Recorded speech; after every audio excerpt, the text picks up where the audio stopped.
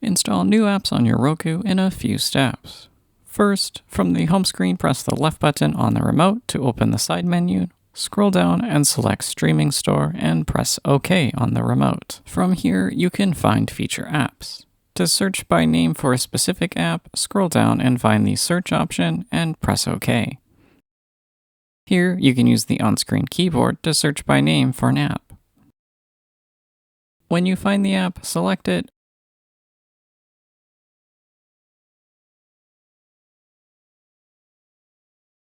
then press OK to select Add App.